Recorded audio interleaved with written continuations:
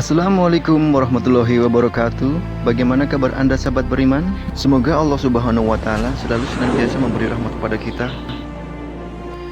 Kali ini Jalan Lurus akan memperkenalkan jenderal-jenderal perang yang mengguncang dunia, bahkan di dunia lain pun sekalian. Tetapi bukan tokoh seperti Power Ranger, Spider-Man, Iron Man, Superman, Ultraman, bahkan Kang Mamen ataupun Jenderal Denver. Tapi sebelum lanjut, ayo kita subscribe. Dan inilah 3 jenderal perang yang mengguncang dunia.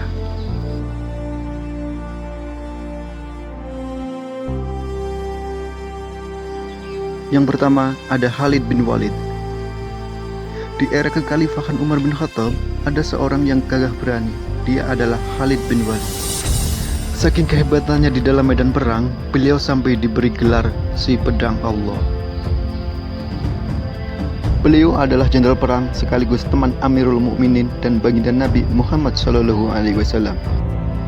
Bukan hebat di dalam pertempuran saja, tetapi beliau seorang yang taat pada Tuhannya, yaitu Allah Subhanahu wa Ta'ala.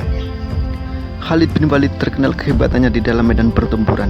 Bahkan setiap musuh yang mengetahui jika lawannya adalah Khalid bin Walid, mereka akan memaksimalkan kekuatannya, walaupun mereka tahu kemungkinan kemenangan itu sangat kecil.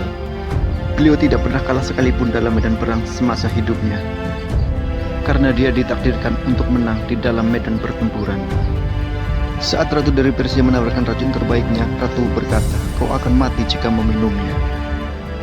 Tapi Khalid bin Walid hanya tersenyum dan berkata, "Tidak ada yang bisa membunuhku selain Allah Subhanahu wa Ta'ala."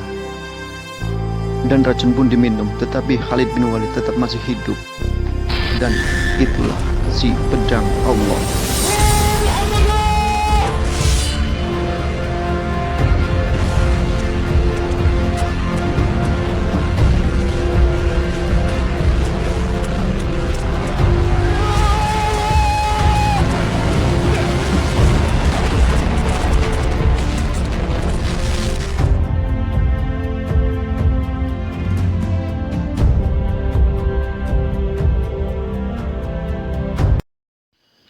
Dan yang kedua ada Muhammad Al-Fatih.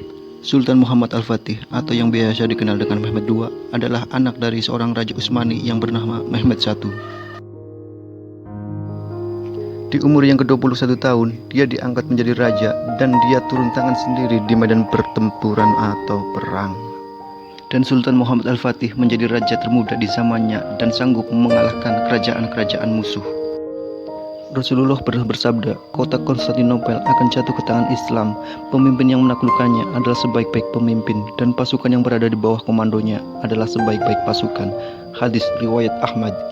Bagaimana tidak, saat menginjak balik, beliau tidak pernah meninggalkan sholat, dan pasukan terbaiknya ditanamkan nilai-nilai Islam sehingga menjadi prajurit yang tangguh dan mempunyai nilai-nilai jihad yang sangat kuat untuk membela Islam. Setelah kota indah itu dikuasai oleh umat muslim, kota itu berganti nama menjadi Istanbul, Turki. Istanbul pakai N.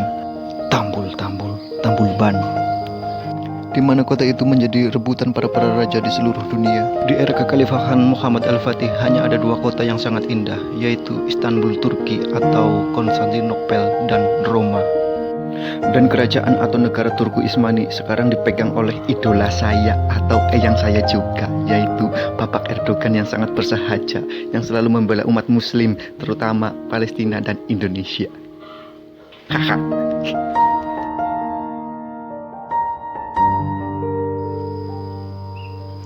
Dan yang ketiga ada Jenderal Sudirman.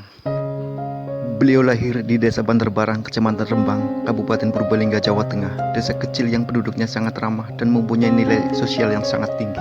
Pangeran Jenderal Sudirman salah satu tentara yang ditakuti dan diakui keberadaannya oleh negara-negara asing, tak terkecuali Amerika Serikat. Walaupun sedang sakit-sakitan dan hanya mempunyai 1 paru-paru, beliau tetap berdiri teguh demi membela tanah air tercinta ini. Insinyur Soekarno pernah memerintahkan agar beliau istirahat sejenak, tetapi sang jenderal berkata, memang sekarang Sudirman sedang sakit, tetapi seorang jenderal takkan pernah sakit. Di perang gerilya, tentara Indonesia hanya bersenjatakan hanya sebuah bambu untuk melawan para komunis dari Belanda yang jahanam pincahinum itu.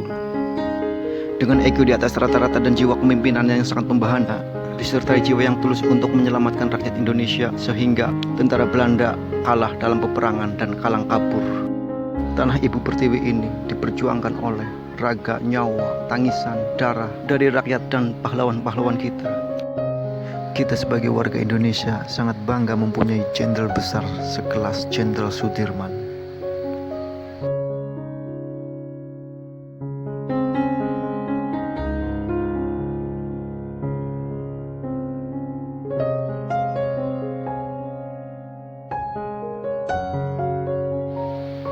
Dan itulah 3 jenderal perang yang mengguncang dunia.